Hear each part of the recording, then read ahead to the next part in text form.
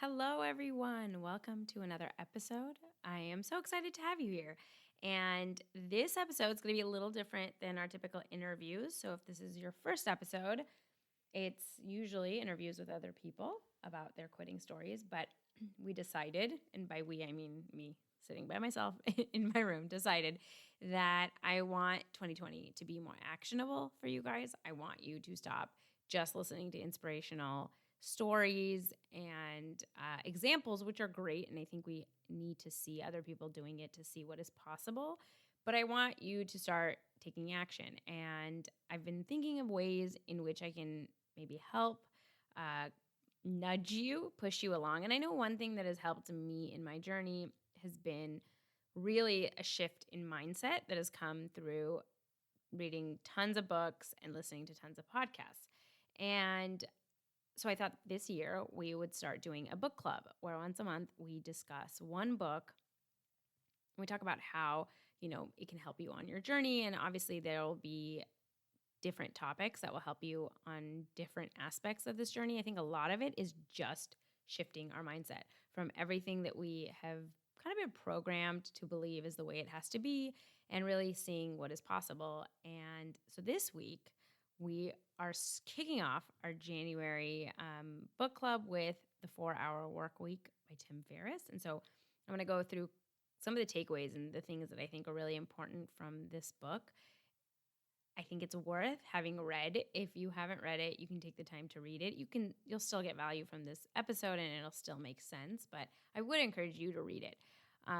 So jumping in, I think it is, and you might be wondering if you did read it, like why I would choose a book that was published in 2006. So it's 14 years old. And actually a lot of the tactical, practical advice, the tools that he gives actually are outdated. They're probably not around.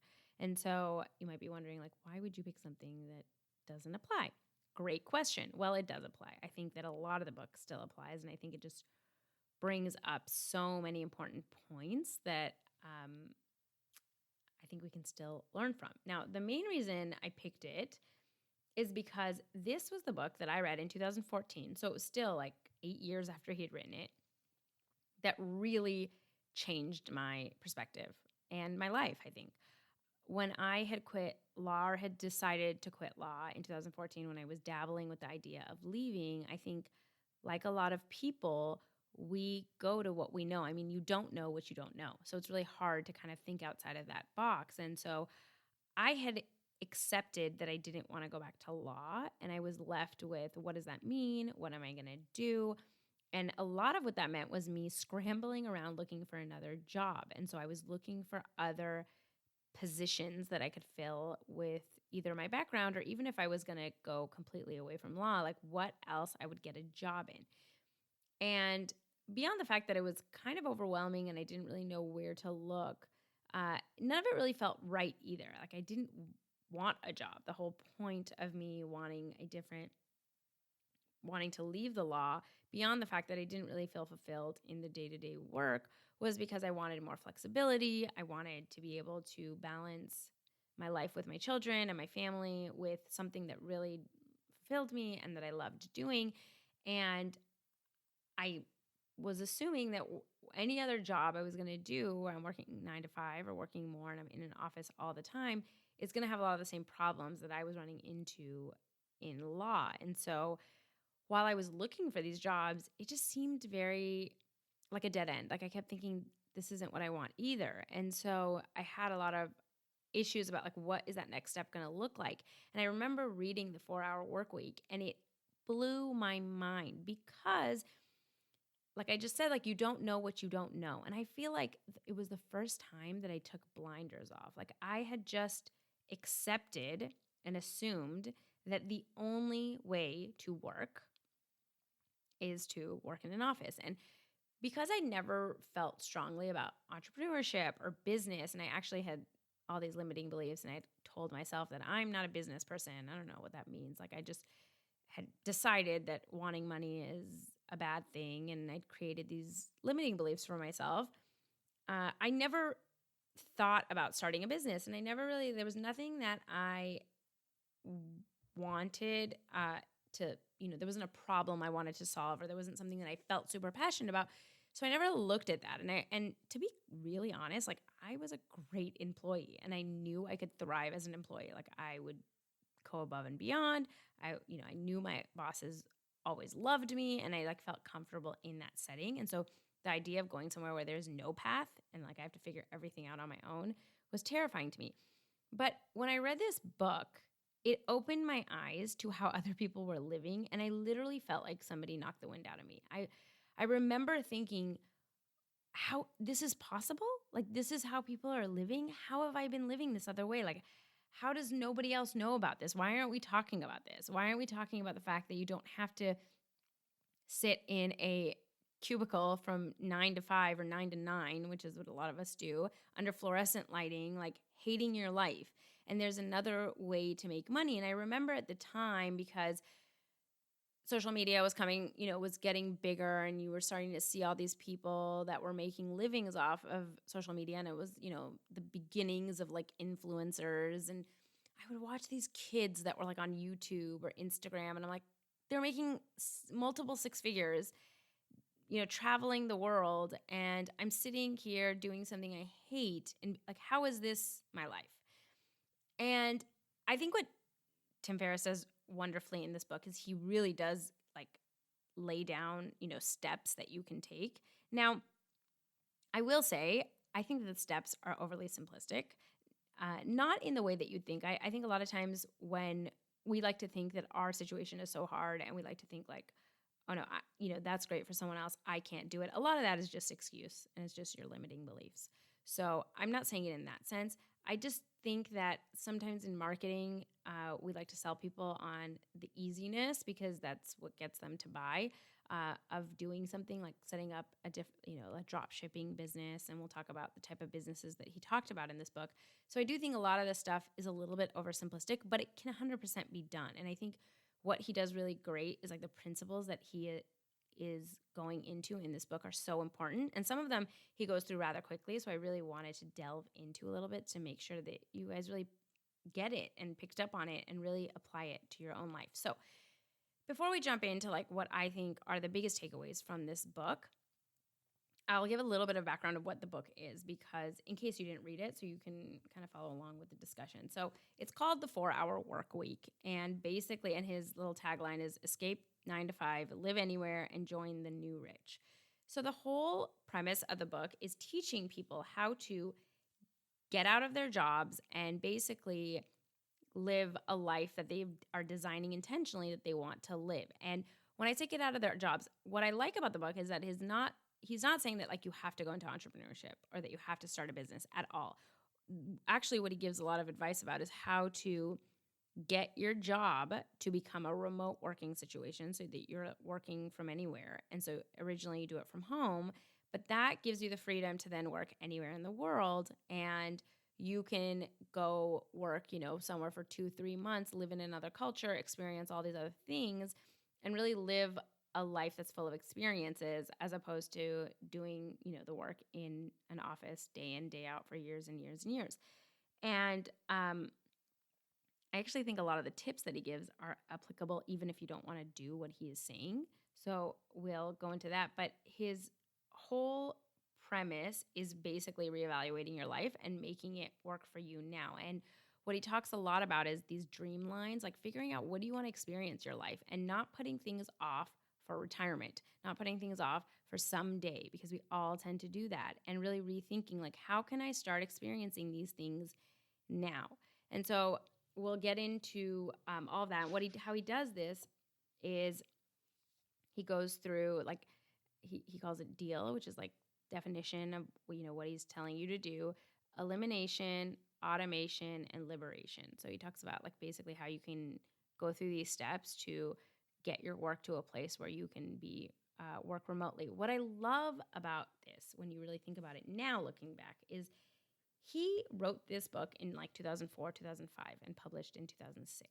And this was a time when remote working really wasn't a thing. And that's why a lot of the tools are outdated, because you see like how many steps you had to do in order to make this work, like where you had to forward your mail and how could you check in and work from your work computer when you're on a laptop. And what's just so brilliant about that is like clearly how out of the box and unconventional this guy is, because now this is what has happened, right? Like over the last 15 years, remote working has exploded. And a lot of people have now realized like you can live like this. And there are entire industries now dedicated to remote working. There are companies called like Remote Year, where they set up a year for you, where you go and you live in a different country every single month, and they set up the housing for you, they set up the co-working space, all of your logistics, and you just get the tickets that they tell you to get, and you go from place to place, and you experience 12 different countries, which is incredible. And so many people are doing this, and they're just people that are doing their day-to-day jobs from different locations. There are now co-working spaces all over the world because more people are working remotely. There's all these statistics. There's a statistic that in 2019, there was a 78% increase in job posts advertising flexible working or remote working jobs on LinkedIn. So this is becoming the norm. And they're saying that, like, I think in the next 10 years, more than 50% of the population will be working remotely. It's incredible that he foresaw this and he saw how to make it work even when there were so many more obstacles. And I think it's just a testament to being able to think outside the box and realize that the way things are don't have to be the way that they are, and that you can make a change. But I think what he talks about is now even more relevant because there are less hurdles. There's so many programs and so many things set up for you that you don't have to figure out everything he figured out. And so the principles are even more important today, because I really think you can create a life that you are designing yourself, that you want, that you're out of this rat race. And so that's why I love the book. I don't think you need to take step by step everything he is saying, but I think him just showing you another way to live, because again, we don't know what we don't know. And I think he opens your eyes to the fact that there are all these people now that are doing this, and there's no reason why you can't too. So that's why I chose the book. I think that, again, the tips and tricks and stuff is worth reading. But here are the things that I took away from it that I think are just really important principles that come up on this podcast, and I think can really help when you feel stuck in a career that you hate. Okay, so number one is reevaluating your life. He talks about the new rich, and his definition is basically that, the old rich, what we think about rich is money rich. And it's just not about that anymore, right? Most people would value time and options and the lifestyle they want over them just having a number in their bank account. And if you think about it, obviously, like, we don't want to be millionaires because we want a bunch of green paper, right? We want to be millionaires because we think that we'll experience life in a different way. And what he shows in the book is how you can experience that life without having that money. And a lot of people, and again, now there's just so much more resources, there's so many blogs, there's so many people that are living on less than what they would live in their respective cities in the US, and living incredibly in other countries, because obviously the dollar is stronger in a lot of other countries, and there's just more of that opportunity to do the things that you want, but you have to look for that. And so he talks a lot about lifestyle design and having options as your real power. And I think that it's just really important to understand this concept. And honestly, this is the reason I do the podcast. And I really wanted to highlight this because while I think it's an easy example to show people what is possible, is sometimes looking at money. So sometimes saying oh, I was working as, whatever, and I was making $100,000 a year, and then I quit and I went and I started this business, and now I'm making multiple millions of dollars. That's a great way of really quickly assessing, the possibility out there and how great it is and how you don't have to be stuck and you can go have this amazing, magical, business. And I like doing that on the show because I think it's something we can grasp, but I don't ever want you to feel like I'm doing this show to say you can quit so that you can go and make more money. That's not the point. Because I think so many of you, and myself included, had a career that was a high-paying career, or could be. You could get a job that's multiple six figures. And yet there are so many people that are miserable in those jobs. They're on antidepressants and having panic attacks. And clearly that money is not what's going to make you happy, right? Because you end up, first of all, not that you're not using it, but It's you buy this fancy car that's in a garage all day because you're working 15 hours a day, And so I think really reevaluating your life and realizing that, yeah, maybe if you make a jump, you're taking a salary cut. And I know in the last episode, we talked about finances, and a lot of what keeps people stuck is thinking like, I can't go from this multiple six-figure salary to making less. But if you really start reevaluating what do you want for your life, I bet there's a lot of people that would rather make 80K, 90K instead of 150 or 200K and be able to live in Thailand for 3 months of the year, or, go on these grand adventures and actually enjoy your life and take your kids with you and do these amazing things. But you have to really evaluate and ask yourself, what do I want for my life? What does my life look like now? And what do I want it to look like? And how can I model it after other people that have done this? How are there ways that I can control what I can control in order to create a life intentionally instead of just falling in line with what everybody else has done and living a life where, the only, thing I'm working for is to have a bigger house or a better car or to one up it or to feel like I'm competing with my peers and make sure I'm making more than this person or that person, or to never feel like I have enough security. Like, how do I stop putting that stuff off and really find a life that I want? And so I think this is really the crux of the book. And I think that the point of it is reevaluate what is possible. And it's one of my biggest takeaways. And actually, one of my favorite parts of the book is in the end, when he's talking about liberation. And it's a fable that he puts in about an American businessman and a Mexican fisherman. And I'm going to read it really quickly. I'll paraphrase it, but in case you haven't read the book, because I think it just highlights, it's so important. But he basically is talking about an American businessman who took a vacation in a small coastal Mexican village. And he's out for a walk because he can't sleep or whatever. And he sees a Mexican fisherman coming in on a small boat with several large yellowfin tuna. And the American man starts, up a conversation, is complimenting the fisherman on the quality of his fish. And he says, how long did it take for you to catch it? And the fisherman says, not that long. And he says, so why don't you stay out and catch more? And he says, well, I have enough for my family and to give a couple to my friends. And he says, well, what are you going to do the rest of the day? And the fisherman smiles and says, well, I sleep late, I fish a little, I play with my children, I take a siesta with my wife, I stroll into the village every evening where I sip wine and I play guitar with my amigos. I have a full and busy life.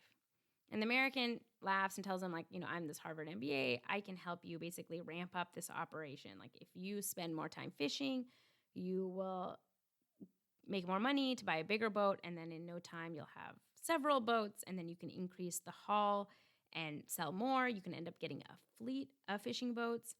And then instead of selling it to this middleman that you're selling your fish to, you can sell directly to your consumers, which will help you open up your own cannery. That way you control the product, the processing, and the distribution. But then eventually you'll have to leave this small fishing village and go to either Mexico City or California or New York City. And you can basically expand this enterprise. And then the fisherman asks, okay, but how long will that take? And the American says, 15 to 20 years, 25 years tops. And then the fisherman says, okay, but then what? And the American laughs and says, that's the best part. Then you can announce an IPO and sell your company to the public and you become very rich. You make millions of dollars. And the fisherman says, oh, wow, millions. Then what? And the American businessman says, well, then you retire and you move to a small coastal village where you sleep in late, you fish a little, you play with your kids, take a siesta with your wife, stroll to the village in the evenings where you sip wine and play guitar with your amigos. Obviously, the whole point of this is we keep putting these things off and we keep thinking that if we work harder, we're going to get to this place where we're all of a sudden going to relax. And I think the point of that story, though, is really just reevaluating. You could have a lot of the stuff you want now if you just take stock and figure out what it is you want for your life. Maybe a pay cut is the way to go so that you can have the life you want. And I'm not saying it has to be. You can end up having the living you want with even more money. You can make more money doing other things. But I think even in the pursuit of that, even when you're starting a business, it's just always important to ask, why am I doing this? What is the point? What do I want my life to look like? So that you don't get caught in this constant comparison and rat race. So I think that's like literally the main point of the book for me. It was really about reevaluating, like, what is possible? What do I want for my life? And how do I want my life to look? And that leads to the second thing that I think is also a really big crux of this whole book is questioning everything. I think we just accept that, like, this is the way it is. And I've talked about this on a past episode where we just think that because people have done it this way, the 9 to 5 is just the way that it has to be. And obviously we're seeing that that's changing, that that's no longer true. And a lot, like we just said, like the remote working is becoming a lot more apparent. There's a lot more people that are jumping into entrepreneurship with side hustles. A lot of things are more available that weren't before. Starting a business was a lot more difficult 10 years ago, 20 years ago. So things are changing, but I think it just requires really questioning everything you know and thinking like, does it have to be like this? Do I have to work in order to prove something? And what am I trying to prove? And so, you know, we've had a couple people on the podcast. We had in episode 29, Joe Hansen, who took a year off from law and is traveling the world with his wife and his toddler child. In episode 25, I had Daniel Prince, who quit and up and left with his wife and I believe 3 children or 4 children. And they traveled around the world for a couple of years. They're now settled in France. And he actually credits the 4-hour work week in that episode too. And I think a lot of people are now doing this, and it's just becoming more possible. And it was funny because when I was talking to Joe about it on the podcast on episode 29, he really quit. He basically took a sabbatical and he didn't know what he was going to do at the end of the year. And he's working on his writing. And the reality of it is he realized, like, I'll just go back to law if I have to. And I think so often we just don't even consider that. And Tim Ferriss talks a lot about taking mini retirements. Instead of waiting when you retire at 65 and putting this thing off, like, can you start working in a couple of mini retirements? And I think a lot of times we just think we can't because we say we can't. We just say like, oh, if there's a gap, then I can't get a job. But you're just making that up. Like, there's no reason. And he talks about it in his book that if you go off to do exciting things, you're actually going to stand out in the sea of resumes, right? Because when you say I took a year off to go explore the world, people want to know more. People want to know how you did it. People want to know what you learned, right? And so there's no reason that you can't come back and get a job. And so a lot of times, again, questioning whether it's possible is really the biggest thing you can do. I actually got an Instagram message from a listener who had messaged me about a year ago, 10 months ago, when she was getting ready to quit her job in Big Law, which is like a big law firm. And she was going to take some time off and she didn't know what she was going to do. And she was going to go travel around. And she sent me a message like 2 weeks ago, which I love and I wanted to share. She said, hi, Goalie. I thought I'd send a little update from 10 months after quitting my Big Law job.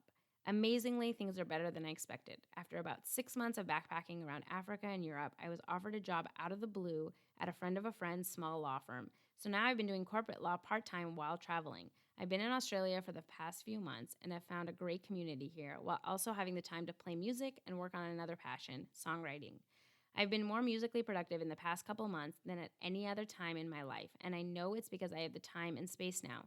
Amazingly, quitting without a solid career plan has allowed me to be open to other opportunities that I hadn't even thought were possible. I'm really excited to see what comes next. I mean, I love that message so much, but it just goes back to all of this because so often we're holding on so tightly. Like, we think that if we take a step away or take a breath that we can never have what we have. And a lot of times it just takes a little bit of a leap of faith to see all the opportunities out there and to question what is, available to you. And I'm not saying that you have to quit that and go travel the world. You don't. But I think it's a matter of realizing that even if you don't know the next step and understanding that there's so many opportunities out there, if you give yourself some space to look at it and question it and figure out what you could do. Now, in the book, Tim Ferriss talks about 3 different types of businesses that you could set up. He talks about drop shipping, which is basically you advertise a product, you don't actually store it, you don't actually ship it. it basically comes from like a warehouse and there's these, Amazon ships it for you or whatnot.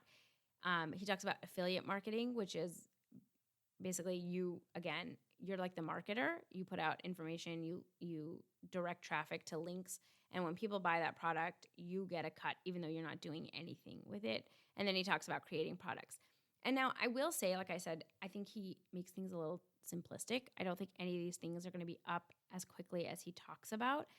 But the reality is those opportunities are there. There are tons and tons of people that are making money doing these things. And yes, it may take some time, but there are these things that, like, if you want to start a side hustle now, like, there are other ways to start businesses. There's other ways if you just want to make some extra income to pay off debt. And if you start looking at those, like start looking at these 3 types of businesses, there's ways, even if you don't know what you want to do, even if it's not your ultimate goal, like what can you do in the next year that's just a fun experiment to try something. I think he gives a lot of really good advice. But I think it really comes down to, again, just questioning it, like questioning what you could do, what would it look like, what are the possibilities, and we'll get into the fear of it, which is another big thing. But actually, why don't we jump into that now? I think another big part of this book that he does so well is talking about the fear and this fear setting exercise he gives. And he talks about it on a TED Talk. If you haven't read the book, you can just watch his TED Talk. I've talked about it a lot here, where he basically says, like, sit down and think about the thing you want to do and then play out your fear instead of goal setting, like play out your fear to the extreme. Like, what is the worst possible thing that can happen? And then you can start figuring out how you would course correct or how you would deal with those issues.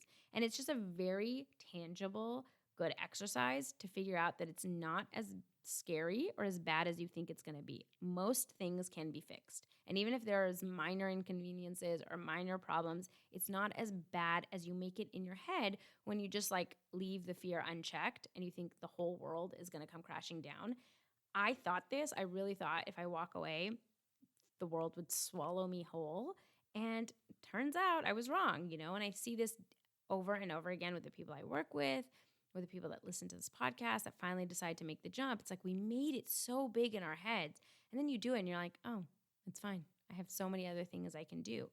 And so he talks a lot about this, about how you've just basically kept yourself stuck because of this fear. And he says something that I think is really powerful. He says, like, most people will choose unhappiness over uncertainty. And I think, again, this is something to really think about, is that all that's keeping you stuck is because you're not going to get a guarantee, which you'll never get. So you're choosing to be in a situation where you know you're unhappy because you're so scared of what is out there. And that's the way we're wired. So it's understandable. Like, the way our brain works is to keep us safe and alive. And what we know keeps us alive. Our brain is not evolved to make us happy. So once you know that, it's figuring out how you can kind of circumvent that. How can you make sure that you're not falling into these like evolutionary ways and you're actually making more informed decisions? He has a quote in there that says, action may not always bring happiness, but there is no happiness without action.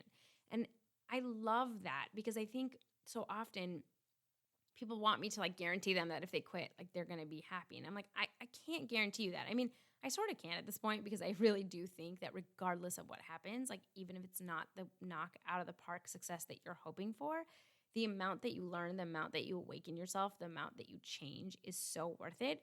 But I can guarantee you that if you don't take any action, if you don't do anything, then nothing will change. And it will just compound. The unhappiness that you are just like ruminating in will compound. So that was 3. Is fear setting and the fear and kind of getting over this thing. And one thing that I do think that he talks about is that we always like to think that like our situation, like you don't understand my situation, it's complicated. But is it really? Like we confuse the complex with the difficult. Like just because it's difficult doesn't mean it's complex. Most of our situations are not that complex. Yes, we have bills. Yes, we have families. Yes, we need to pay for them. I understand that. But there are tons of ways that people are doing it. And so it's a matter of not wanting to make the difficult decision and like pushing past that fear. And once you know that, then you can actually take steps to address that. So that was 3, is the fear setting. The couple of things that I think that are really not just principles, but tools that you can use. And I hope that you do use in your life, whether you decide to quit or not, that I think this book does a really great job. And I think he sort of brushes over it. So it's something to highlight.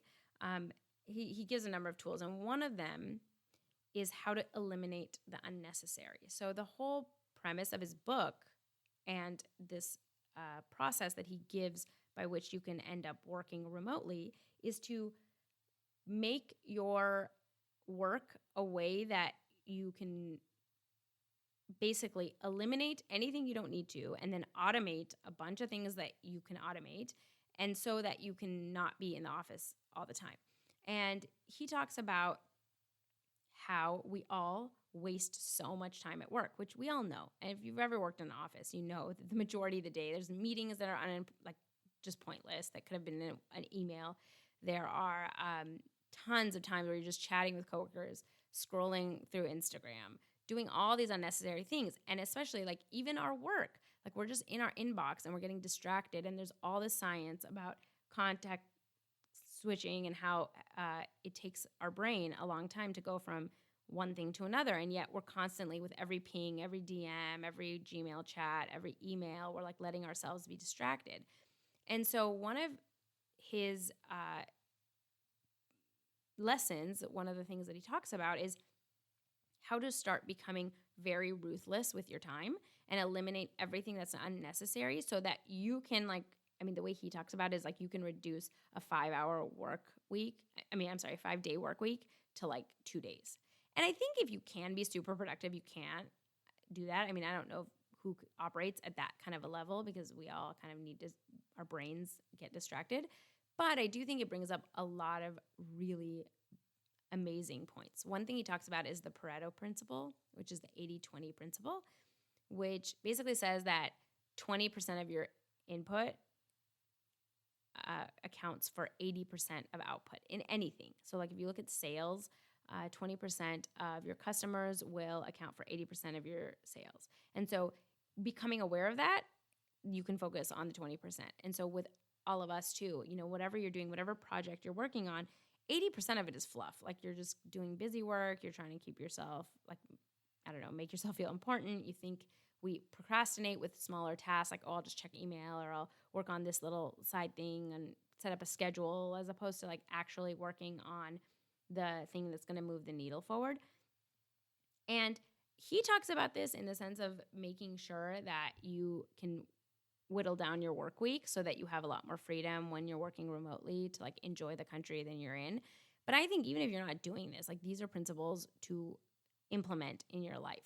When you're at work, figure out what are the unnecessary tasks. Like he talks about digital detoxes and really cutting down email. I think that's a huge thing that anybody should be doing, like checking your inbox only once or twice a day, because you can go quickly through all of the emails as opposed to checking every time an email comes up, getting a ding, or having to respond immediately.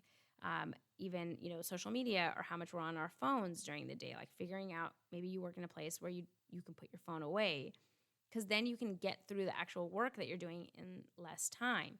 And I think if you can learn to optimize your time and have more time in a week, then a lot of the excuse that you have for not being able to do the thing you want is already eliminated. Because even if you're not doing this in order to become a remote worker or to travel the world, if you can eliminate like 3 hours a week, not a day, a week, okay, to spend on, let's say, discovering what your passion is, working on a side hustle, figuring out what your next career move is, that's 156 hours in a year, which comes out to a full 40-hour like work week month. So 4 weeks of 40-hour weeks, you have just built in to working 3 hours a week on a side hustle. Maybe it's during your lunchtime. And so a lot of times we always act like we don't have time. Like that's the biggest thing, right? We're so busy. Everyone's so busy. Everybody's running around, and we feel overwhelmed and we feel stressed. And that's just because we have so much coming in, whether that's through news and media and social media and our emails. And so we feel depleted, even though we're not actually, our output is not that much. And so when you can really take stock, and I think this book does a really good job of breaking down what you have to do in order to detox, from a phone. And I think some of this stuff is extreme and you're not going to do it, but figure out like how can you be more efficient at work so that instead of scrolling through Instagram, you're spending that time building out that blog you want to build, or, looking into other careers that you want to be doing, or reading, or doing anything else that's going to give you more fulfillment. Maybe you're using that time to just do the things that you actually love as opposed to finding another career. And that's fine too. But it's a matter of like not wasting your time so that we're always feeling like you've done, that you're working around the clock and you're not actually getting anywhere. So one is eliminating the unnecessary. Another thing I think this book really does, and I would say like another big principle that I took away from the book, is how much control we actually have.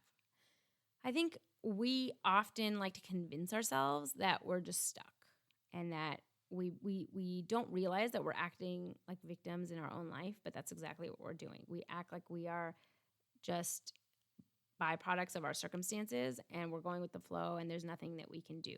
And I think when he talks about kind of going in and asking for these remote working conditions and he gives these scripts, it's just a really good reminder of how much control you actually can have. And now maybe it doesn't work in every situation, but the fact that like you are allowed to ask for certain things, you're allowed to go to your employer, and whether that's asking for a raise or asking for more different responsibilities or asking for time off or whatever it is, our thoughts are just like, oh, my boss is going to get mad or I'm going to get fired. And I think if you're an asset to your boss, like I think most of us don't realize that business owners at law firms anywhere, like they don't want to train someone new. They know the value of a good employee. And if they think that you're a good employee, they will want you to stay. And so you actually have more power than you think. Now, if you're not a good employee, then maybe you don't have leverage, you're going to get fired. And I think part of that is really, one, providing value, and two, like working on your own thoughts to realize the value that you have. I think so often we are great employees and we just have told ourselves like, I'm terrible, I don't know what I'm doing, everyone's going to figure it out. And that goes with a lot of mindset work. But I think if you can realize like I am an asset and they are not going to want to replace me. And so I'm, maybe not asking for really outlandish things, but going in prepared, knowing your value, knowing what you've given to them, doing your homework. And I think that he does a great job of showing how you can position yourself to like show them, your boss, how much you've given them, how much they're going to get from whatever situation you are proposing. We have so much more control. And I see this now. I'm in a lot of groups with business owners, and it's funny to watch them talk about their employees, because there's certain employees that like they would give them raises, they would give them whatever they ask because it's such a valuable employee, but the employee doesn't know that. And so they never ask. And, your employer's not going to just come give it to you. They're not going to just give you more money. Like maybe if they're very nice, they'll give you like a raise, but they're not going to just come throw money at you. And so often we get stuck in these situations because we think that we don't have any control. And we have so much more control. And I know that, again, like our brain goes to, no, my situation is different, but it's not. It really isn't. If you can provide value and then show that value that you can provide, you have leverage and you can ask for things. Now, it might be just minor things, and maybe you go in starting asking for minor things, but I think this is such a big tool to learn and lesson to learn that I love about this book, is even having the mindset like you're allowed to go in and ask for things. You don't have to just take whatever they give you. Like we've sort of adopted the mindset that like as employees, we're just dispensable and we have to be there and keep quiet and nobody should say anything and you should just pray you never get fired. It's just not a good way to live. So I think the more you can realize like I'm in control of my own life, and yeah, maybe there's uncertainty and maybe push comes to shove, it doesn't work out with that employer.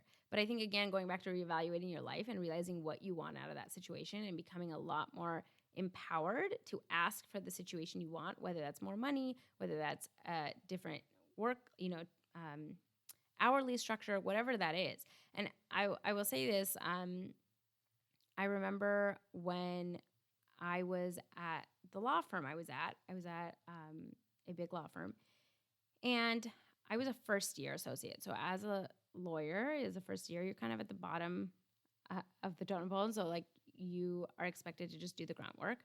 And obviously you're also like scared, like you don't really provide that much value because you don't know anything yet.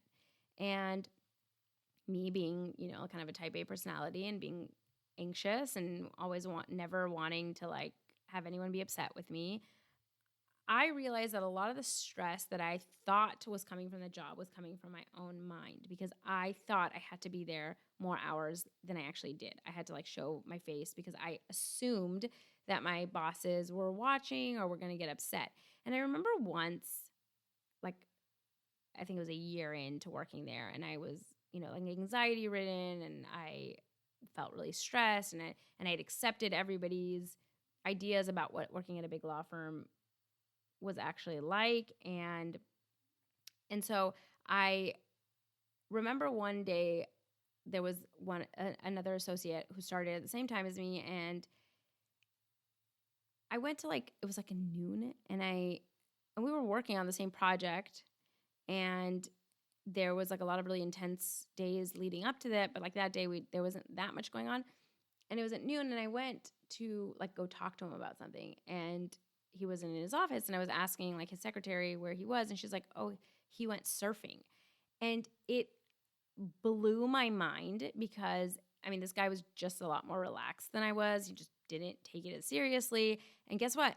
I left on less than 2 years that job. He's now partner at a law firm, and he stayed there for like 9 years, and he did just fine.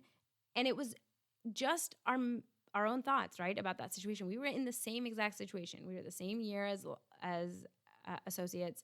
We were working on the same project, and there was no more need for me to be in the office than it was for him. But I know, like, if I left to go to the beach, I would have a heart attack because I would keep thinking in my head, like, they're looking for me or whatever, And so I just think it's really important to understand that. Like, I could have sworn to you up and down that, no, you don't understand. I work at a big law firm. I can't just leave. I have to be here this many hours. And that, I remember this specific situation because I really it was a kind of, a slap in the face where I was like, why do I think I have to be here all the time? Like, how is this person just so relaxed that he's out surfing and like doesn't have a care in the world, and I'm literally sitting at my desk being a stress case? And I think a lot of us that go into these fields are like this. And I just want you to be aware that a lot of times you think it's a certain situation, but it isn't actually.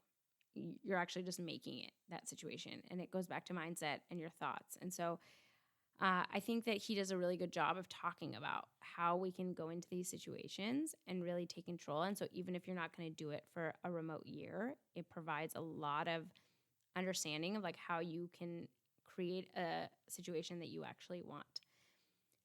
And lastly, I'll say that another thing that I really think that we need to think about and talk about a little more in this book, and I think this was kind of just a side point for him, is that he talks about liberation at the end, about leaving and going off and doing these amazing mini retirements and traveling the world. And he says, though, like in it, that what most people can't slow down. Like when they go to another town, another country, and that town has like a siesta during the day and the stores close at 4:30, like you start feeling a ton of anxiety. And he talks about our addiction to speed and how we need to deal with that, and it takes a while to kind of decompress. But I think this is a really important problem, a deeper problem to talk about, and it is our addiction to having to constantly be productive and like do. And I think in our society, we've just glorified this hustle, and luckily the conversation is changing a little bit, and we're realizing that like sleep is important and self-care is important. But I think it goes beyond what he was talking about, because he goes into the fact that a lot of people, when they get into retirement or when they let's say sell their company and they make tons of money, they become depressed. And the reason is a lot of times they have nothing else to do. And so, you have to deal with a lot of the thoughts of like, what do I do now? And your self-worth was so wrapped up in what you were doing that it takes a lot of that self-discovery and really kind of getting deeper into these ideas about your self-worth. And so a lot of people deal with that kind of later in life. And I actually think it's something to really deal with now, in the sense that if you are finding yourself feeling guilty when you're taking time off, whether that's on a weekend, whether it's just taking a nap, whether it's watching TV, if you constantly feel like you have to be multitasking or you constantly feel like you have to be busy, that is a sign that you should really explore why. Because so often we are attaching our self-worth with how much we produce. And again, we've been programmed for that. So I'm not saying it's like your fault, but it's something to be aware of. And I see this happen. I see it happen with myself all the time. And it's something I'm definitely working on. And I used to never understand when people said, like, you are enough, because I never felt like I had thoughts of worthlessness about myself. But I realized that I do tie my self-worth to productivity. And it really comes back to, like, you don't have to do anything. You don't have to prove you are enough. You're worthy of rest, and you're worthy of happiness, and you're worthy of security, even if you're not out there like producing like a mad person. And so he is speaking of this, and he talks about it in the sense that we always need to be learning and to be in service. And so when you go on these trips, you should kind of tailor them around things that you can learn. And while I agree with that, I do think humans need growth. And so we are just wired that way. If you look at children, like, you don't just get content and stick with what you know, like, you constantly want to learn more. And that's why so many times businesses that we have, I mean, the work that we're in becomes really soul crushing, is because you're doing the same thing over and over again. So even if you loved it at one point, it can become really tiresome because you want change. So I do agree with that, but I also think there's just a deeper problem that we get anxiety now when we slow down, and we need to figure out, like, how do I extract my self-worth from what I'm doing, and how do I really sit with the fact that I deserve rest and that I just don't have to constantly be doing something or doing all the things for my family and for work and for everybody else and be this perfect person. And how can I just really take time to figure out, like, who I am and what I want, and be okay in the stillness. And so, that's just like a side note. His prescription for that is to just take some time, and I do think if you have that is the best way to do it, is like take time to unplug, have weeks where you're doing digital detoxes, have times where you're not having to work, like actually take a vacation that's longer than a couple of days. I think all of that stuff is helpful, but I think beyond it, it's really exploring this thought work. Like, what are my thoughts around when I'm not productive? What does that mean about me? And why am I making that mean that about me? And how do I change those thoughts? So this was a little longer than I had expected. Thank you for sticking with me if you've stuck with me to the end. I think that this book is really great in bringing up a lot of really important points. And I think that these are all points that you should really think about for your own job and your own career, and what you want, and whether you want to quit or not, and what you want to do afterwards, and what you want that life to look like. I very much encourage you to read it if you haven't read it yet. And I would love to know your thoughts. If you read the book and you have different thoughts, or if you have thoughts on this episode, please let me know. You can email me at goalie@lessonsfromaquitter.com, and I would love to hear from you. And I will be back next week with another episode.